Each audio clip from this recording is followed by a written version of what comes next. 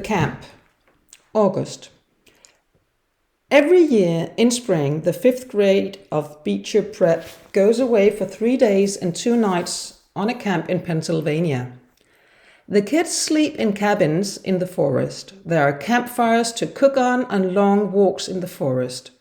We were all excited, but I was also a bit nervous. I've never slept away from home. I've only been in hospital, and then Mom or Dad stayed with me. Mom helped me to get ready the night before the camp. We chose my clothes and she put them in my bag.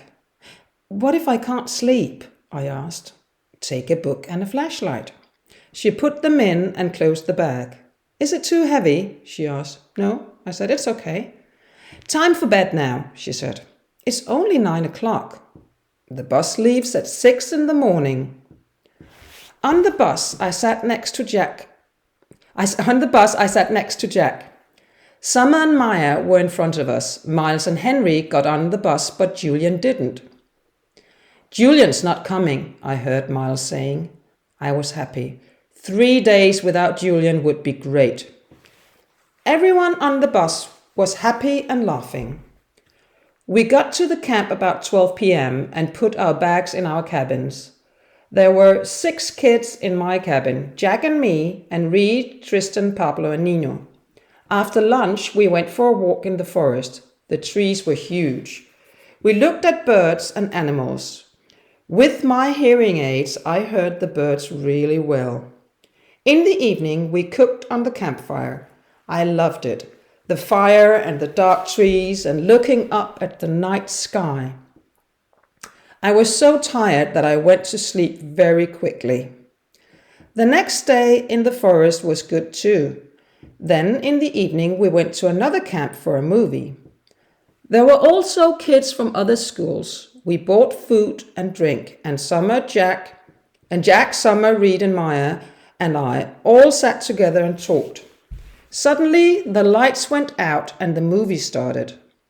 In the middle of the movie, Jack kicked me. Hey, August, he whispered. I need the restroom. We went to the restrooms. There were lots of kids walking around. Some were buying food and drinks. There was a long line at the restrooms. I can't wait, said Jack. Let's go into the forest. We walked towards the trees. We passed Miles, Henry, and Amos. Miles and Henry weren't talking to Jack, but Amos said hi. We were in the trees now, and suddenly we walked into a group of 4 boys and 2 girls. They weren't from our school, and I guessed they were in 7th grade. One of them pointed a flashlight at us. What school are you from? Asked a boy. Beecher Prep, answered Jack. Suddenly one of the girls started shouting. Oh no, a freak! A freak! Shouted one of the boys. The light was on my face. Let's go, said Jack. He started to walk away, but one of the boys moved in front of us. He was a lot bigger than Jack. What's the problem? Asked Jack. Your boyfriend's the problem, answered the boy. Jack took my arm and started to push past the big boy.